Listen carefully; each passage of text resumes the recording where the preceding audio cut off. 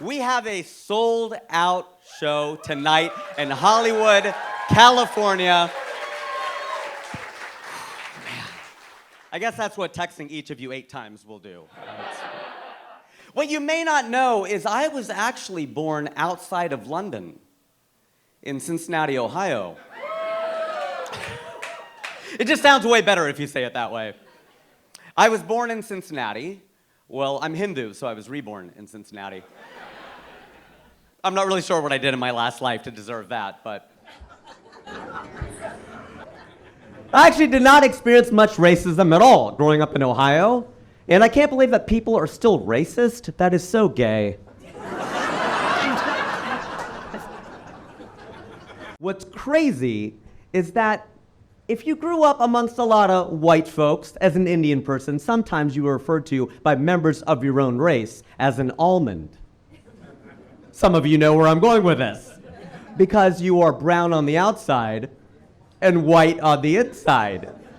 And I was like, all right, that was not offensive at the time. In the 80s, it was a long time ago. But I prefer the term coconut.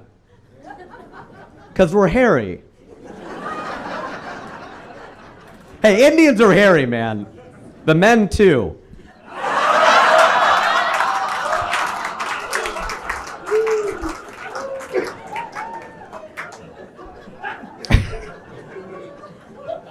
She's like, nice job, Baldy. Yeah, let's see the hair up there. Yeah. I'm quite liberal on immigration. I'm here. But it's not like I don't get the conservative argument. I totally get it. People jumping the border, getting all the same rights as Americans. I don't know if I'm down with that either. I understand that. It'd be like, sir, if I broke into your house. If I broke into your house, I'm like, I know I should not have done that. But now that I'm here, can I have my own room? I get the argument. It's just, I don't know that I agree with it because we're Americans and we can be dicks about immigration. On the border, we put a state called New Mexico.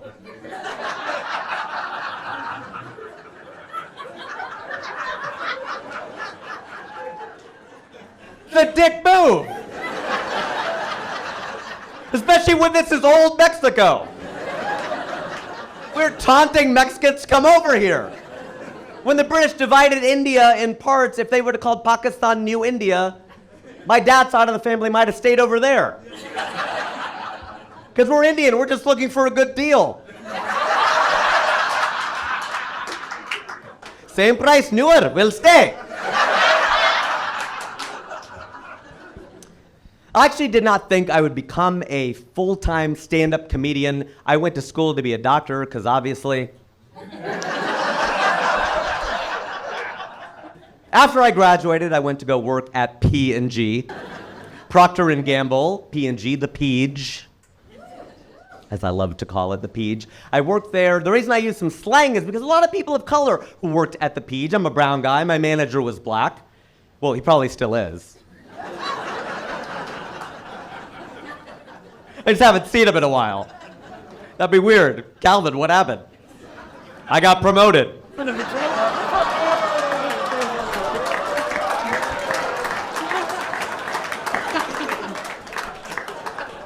The thing is, white people, you can loosen up. You know why? Because white people think when people of color get together, we're making fun of you.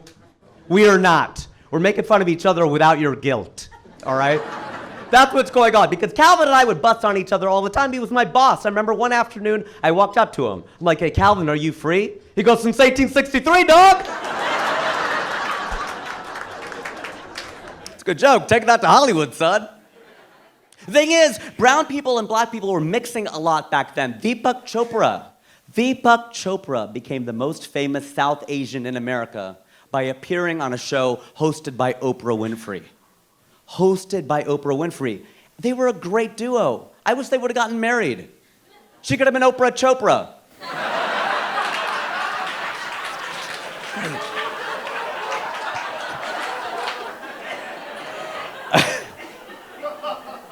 Calvin belonged to the, as it was called at the time, the African American Affinity Group at the Peach. And I belonged to the Asian one. And I almost didn't join it because they were rushing me to join the Asian affinity group at Procter & Gamble, and I said, well, I don't really know about that because y'all are mostly East Asian, I'm South Asian. But they're like, all right, well then don't join the group. That's your loss because the company is paying for us to take a 4-day, 3-night, all expenses paid trip to San Francisco. I'm like, I'm Asian. We're all the same, right? We say namaste, you say ni hao. We can combine them, namastao. I can head nod and bow at the same time. I'm in, let's go. All right, I told my white friend, I go, look, we're doing all this stuff. He goes, I don't think that's fair, though. I don't think that's fair. How come you guys get these, all expenses paid trips to go to the coast and all this stuff? You get to meet the CEO. You get put all the Latinos in the room at the same time, all the blacks in the room at the same time, all the browns in the room at the same time. He's going on and on. He goes, I can't put a bunch of white people in the same room at the same time. I go, yeah, you can. It's called a board meeting. Chill out, white people. Still your country, all right? Chill out. It's okay. Things were going well for me at the Peach for 6 years, and then I turned 30, and I flipped out. I realized I had spent my entire life in Ohio. I took it really, really hard, and the people said to me then, and they still say to me now, age is just a number. All right, fine, then your weight is just a number. Your height is just a number. Your credit score is just a number. Your cholesterol is a number. Your blood pressure, those are just numbers, right? But numbers have value, which implies they have meaning. They mean something. Like, doesn't it already feel like this year has moved so fast? It's shorter than any year so far, right? Well, there's some math to that. I'm going to break it down, all right? My son, I have a son, by the way.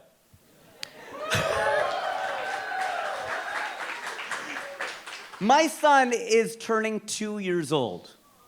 I know. He's turning 2 years old, so this next year of his life is 50% of it, right? 1/2, 50% of his life, it's gonna feel really long to him. This next year, I'm almost 50. I know, black don't crack, brown don't frown, that's what I'm saying. So this next year is 2% of my life. So to me, it's gonna feel really short, to him, it's gonna feel really long. And the only reason I tell you that is to depress the hell out of everyone in the room. No, I say it because I want people to stop saying age is just a number. It's crap. In fact, toilet paper is a very good analogy, in fact, because when you sit down and check to see how much toilet paper is left, hopefully in the reverse order, you check, and then you sit down. When you think half of the roll is left, there's actually less than half left because of the way that circumference works. Think about it, right? There's more on the outside than there is on the inside. Like people in LA.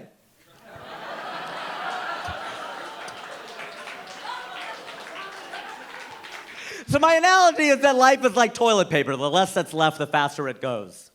I'm not sure when this turned into a TED Talk.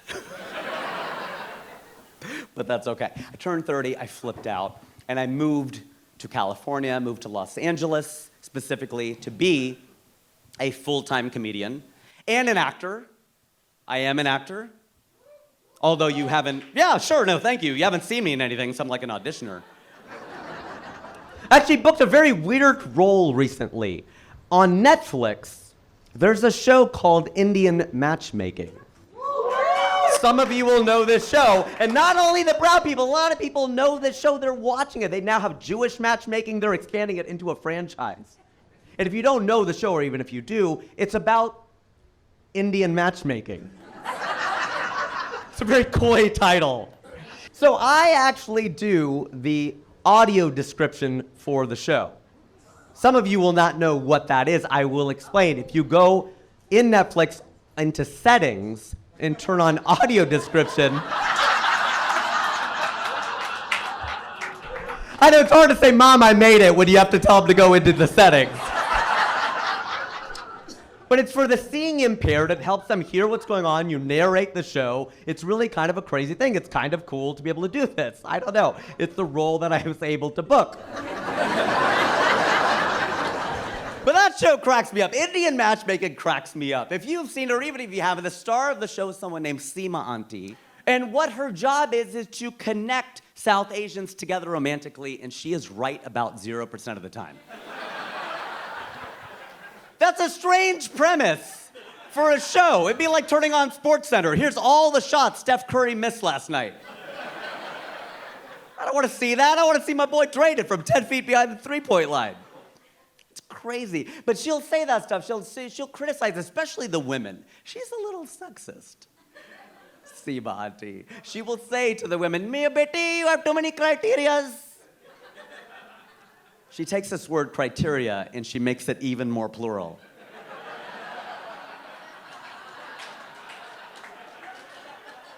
To show you how single you are.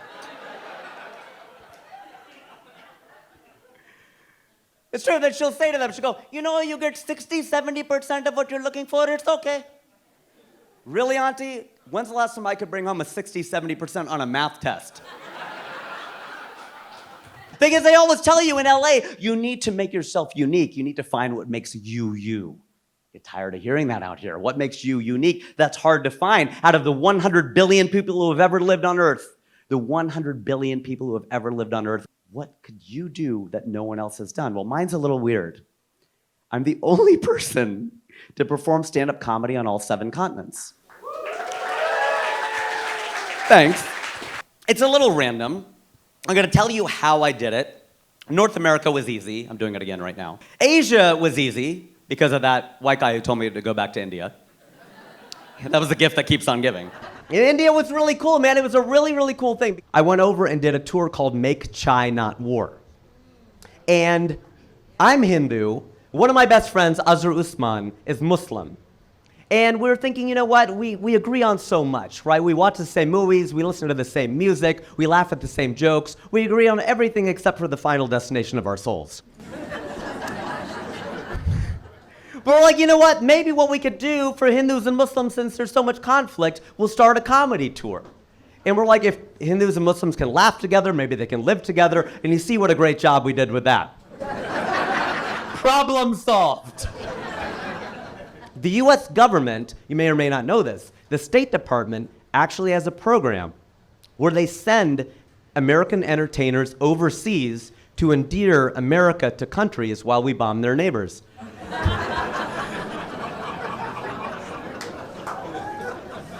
Funny because it's true. And so the thing is, they'll send over jazz singers and comedians and artists, and it is really a cool thing. So the US State Department was like, get one more comedian. We got Hari Kondabolu out of New York, and so it came to pass. The US government sent 3 comedians to India. And they brought us back, by the way, because this was during Obama. Trump would have just left us there, I think. Got rid of 3 of them.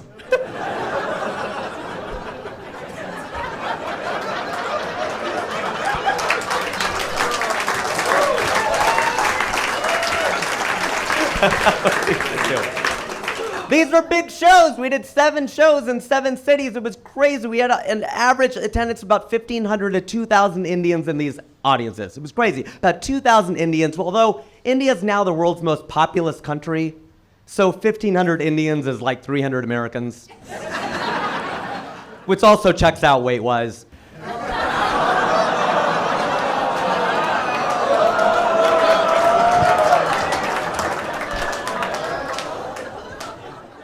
We landed at the Bombay airport. Well, okay, let me canvass this for a second because we got quite a few people who may have been to India. Do you say Bombay or Mumbai? Round of applause if you say Bombay. Round of applause if you say Mumbai. Oh, okay, we got a younger crowd. That's what that means right there, all right? I remember I ate at a restaurant over in that city, and it had a sign. And the sign at this restaurant over there read, Mumbai is the location, Bombay is the emotion. Ooh, I like that. I'll roll with that. I like that, right? So we landed at the BOM airport. We go in, and there's so many people there, you never quite get used to it. There's a labor surplus because of the sheer number of humans. We land, we go in, and 8 people checked our passport. I don't even think 6 of them worked there. Some of them didn't have a stamp or a stand. It's like, passport de do, passport de do, passport de do. 8 times in a row. I'm like, that guy, I think he's an Uber driver. What is he doing with my passport? So we get in the car, and actually we find out very quickly that he's a Hindu driver. And you can tell that he's Hindu because he has a Ganpati on his dashboard. Not everybody's going to know what a Ganpati is. A gun? No, that's Texas. A Ganpati is a little statue of Lord Ganesh, one of our gods. And Lord Ganesh is the remover of obstacles. And yet the traffic...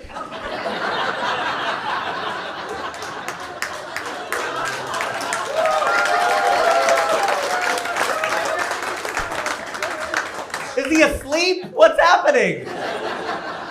Thing is now, some people say, well, it's not like that anymore. Well, here's the thing. Any place that you leave is frozen in time for you. My parents came to this country in the early 1970s. And the typical story is the man comes over with a degree in engineering, gets a job, flies back, gets an arranged marriage, and brings his bride over to this country. My situation is completely reversed. My mom came here first. Girl power. She came from a progressive Punjabi family. Her parents believed that they had 2 sons, 4 daughters. They're all going to college equally. This is the 1950s in India. They made it happen. Okay, that was amazing. My mom comes over here in 1970. She flies back to marry the man with whom she's in love. It was a love marriage. It was a love marriage, not an arranged marriage. Well, it was kind of an arranged marriage. Because my dad arranged to become a completely different person after they got married. In that way, every marriage is an arranged marriage. But he came over in 1973 with a degree in poli-sci, worked as a salesman, my mom as a teacher. Completely different story. They did not go back to India, although I think they were told.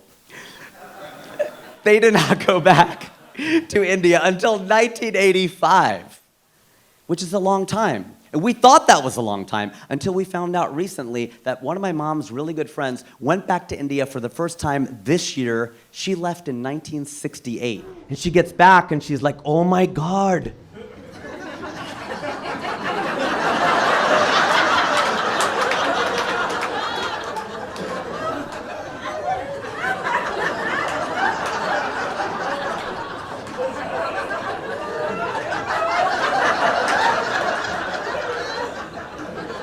India has changed so much.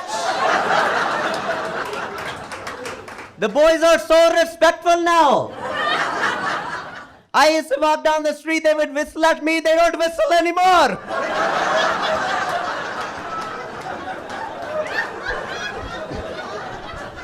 Like, that auntie has swag. I gotta bottle up and sell it like 5-hour energy. Also invented by an Indian. Thing is, of course, there's not much of a language barrier. It's one thing we can thank the British for, all right? Everybody there, a lot of people there at least speak English. But they kind of do the thing that Seema auntie does. They make things plural that are not plural. People would walk up to Azhar, to Hari, to me, and they were really nice. They would say things like, we love your YouTubes. We love your YouTubes, yaar. We love your YouTubes. And it's just like my tubes. It just sounds so personal when you make it plural. Like, I don't have any tubes. I think I learned that in pre-med. So Indians love to make things plural. The Chinese like to make them singular. I don't know if it's the one-child policy or what it is. But we were in a Chinese restaurant in Hyderabad, and I had to go to the bathroom. So I'm standing in line, and I see a sign, and it doesn't read men. It reads man. And I'm laughing my ass off. I'm like, oh, the Chinese, they don't know that it should be men. They put man, right? They gotta be wrong, there's no way. Then it's my turn to go inside. I go inside, and there's only one toilet. I'm like, they're right.